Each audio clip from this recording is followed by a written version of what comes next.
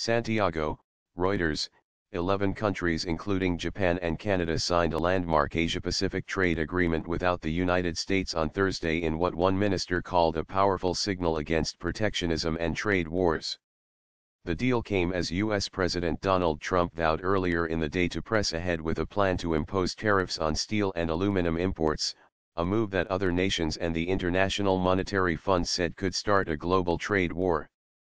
The Comprehensive and Progressive Agreement for Trans-Pacific Partnership, CPTPP, will reduce tariffs in countries that together amount to more than 13% of the global economy, a total of $10 trillion in gross domestic product. With the United States, it would have represented 40%.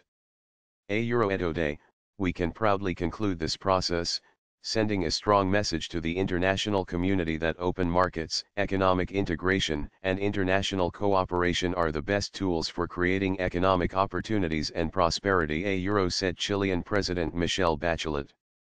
Geraldo Muñoz, Chile Trademark's Minister of Foreign Affairs, said he expected Chile Trademark's trade with China, its top trading partner, to continue growing alongside trade with CPTPP countries.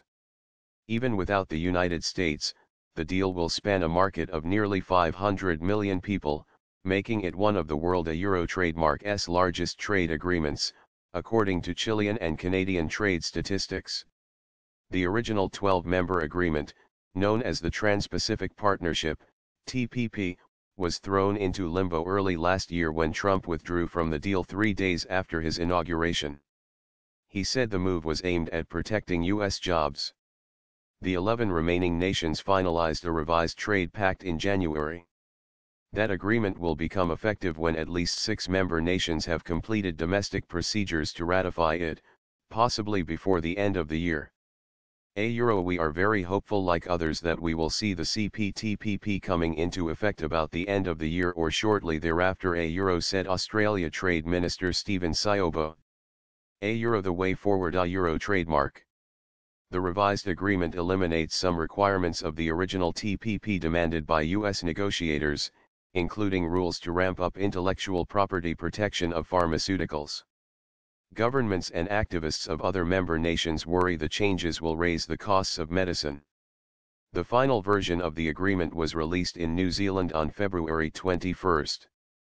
The member countries are Australia, Brunei, Canada, Chile, Japan, Malaysia, Mexico, New Zealand, Peru, Singapore, and Vietnam.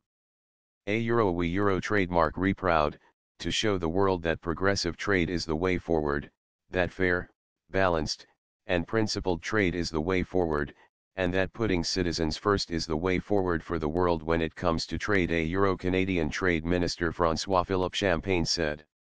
In January, Trump, who also has threatened to pull the United States out of the North American Free Trade Agreement, told the World Economic Forum in Switzerland that it was possible Washington might return to the TPP pact if it got a better deal.